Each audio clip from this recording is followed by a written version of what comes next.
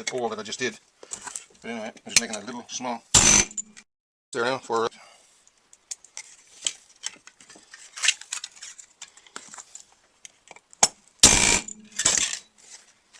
The edge is a little bit right here.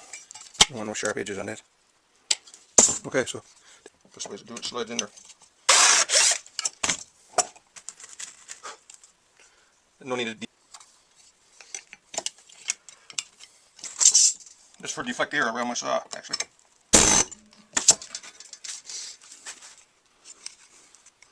This is the piece, so you can bend that whichever way you want. Just done.